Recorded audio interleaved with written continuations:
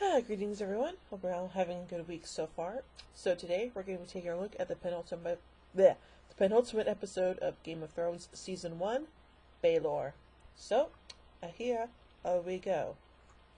So beginning at the Lannister camp, at dinner, Lord Tywin tells his son Tyrion that Tyrion and his barbarian allies will fight in the vanguard of the army. Tyrion suspects his father is trying to get him killed. Tyrion returns to his camp and finds the prostitute Shay, whom Bronn found for him at Tyrion's request. As the three of them swap stories, Tyrion revealed that, when he was 16, he married a woman named Tysha, whom Jaime and he had rescued.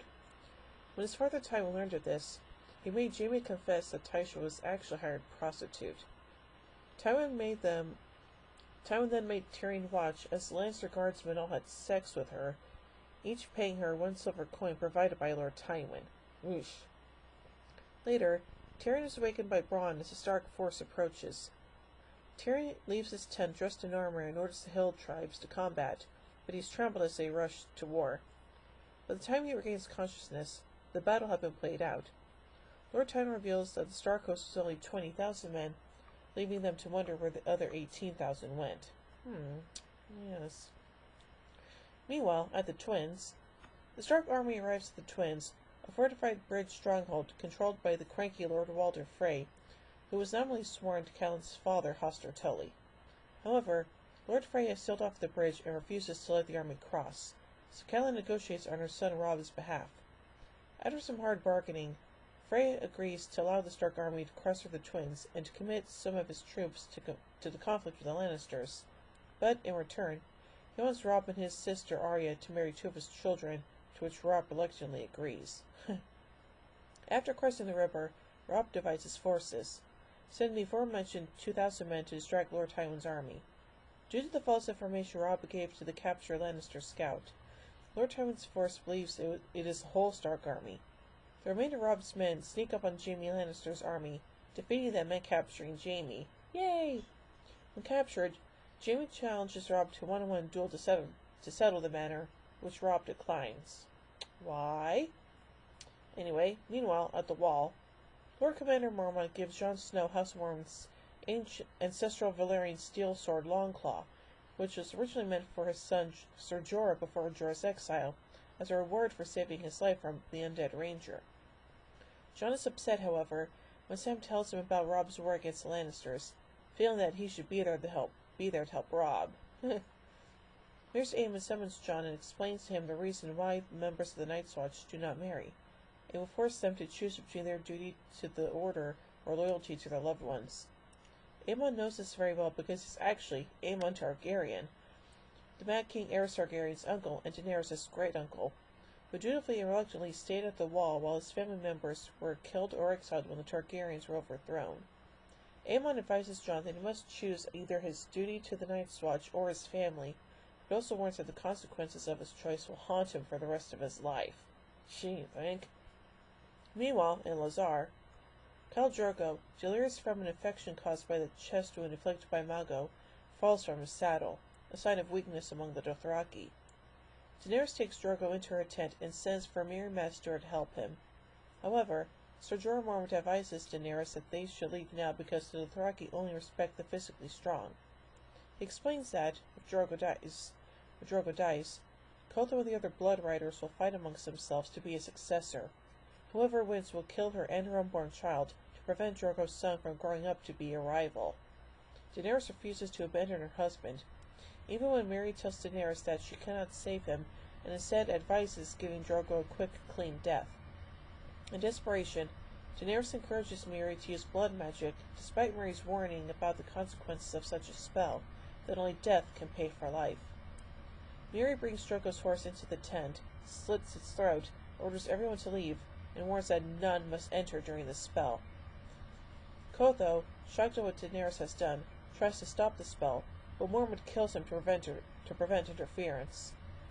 Daenerys then goes into premature labor, but none of the Dothraki midwives help her, owing to their belief that she is cursed. Rude. In desperation, Mormont carries Daenerys into Drogo's tent to seek Mirri's help. Kind of a dick move there, Jorah, but whatever. Anyway, finally, in King's Landing, Varys visits Ned in the dungeons and tells Ned that if he makes a false confession and swears loyalty to King Joffrey, Cersei will spare Ned and let him serve the Night's Watch as his exile. Ned initially refuses, but relents after Varys tells him that his daughter Sansa's life is also at stake. Arya, who has been living as a baker in the streets of King's Landing since her escape from the Lannisters, learns a crowd is gathering at the Great Sept of Baelor, where her father will be judged before the gods, and in order to see over the crowd, climbs onto the statue of Baelor the Blessed.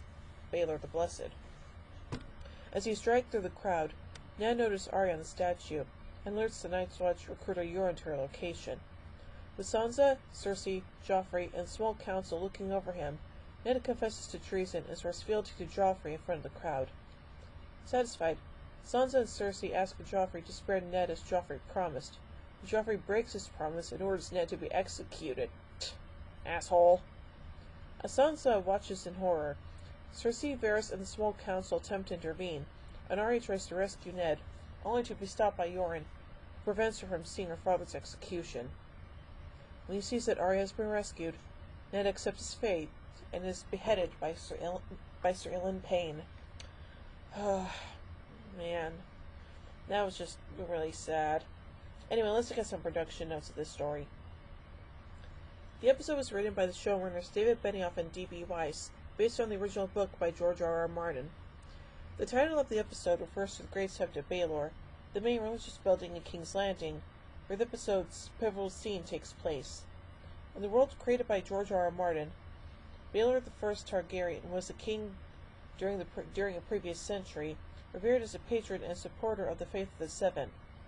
Baelor includes the content of the book's chapters Eddard 15, Catelyn 9, Jon 8, Tyrion 8, Catelyn 10, Daenerys 8, and Arya 5, 59 through 61 and 63 to 66. The scene where the drinking game between Tyrion, Bronn, and Shae was written specifically for the episode. The story of Tyrion's ill-fated marriage to Tysha was taken from a previous chapter of the books. Shae's background was changed from Westerosi to foreign to accommodate Kikili's accent.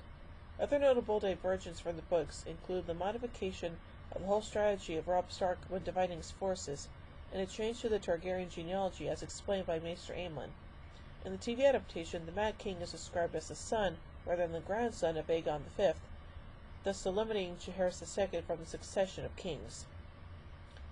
Baelor marks the first appearance of German actress Sybil Kikili in the role of the prostitute Shae. Executive producer George R. R. Martin commented that she was extraordinary in her audition, in which she read the scene where Shae meets Tyrion in a tent the night before the Battle of the Green Fork.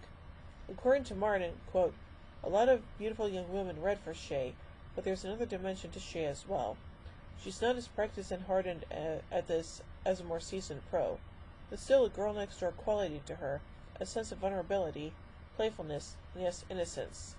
All of our Shaes were hot as hell, but only a handful of them captured the other quality, maybe 3 out of 20, and Sybil was the standout. Watching those auditions, any red-blooded male would want to take every one of our Shae candidates to bed, but Sybil made you fall in love with her as well." Also introduced in this episode is the English actor David Bradley playing the Lord of the Crossing, late Walder Frey. The interiors of the episode were filmed at the Pinhall Studios, close to Belfast. The area of the Castle Ward estate, also Northern Ireland, was used to film on location the Stark and Lannister camps, the Crossing, and the battlefields of the Green Fork and the Whispering Woods. The climactic scene before the Great Sept of Baelor was shot at Fort Manuel in the Maltese town of Gezira.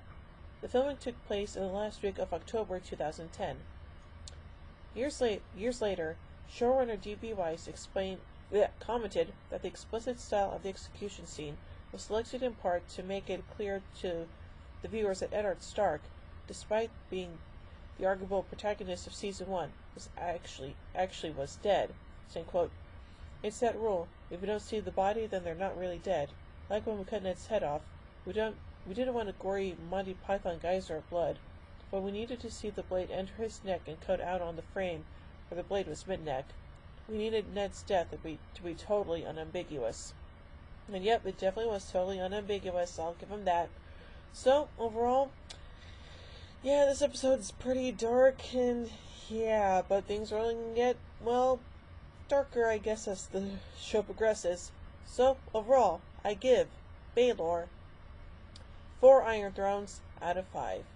We'll join me next week as we take a look at the final episode of Season 1, Fire and Blood.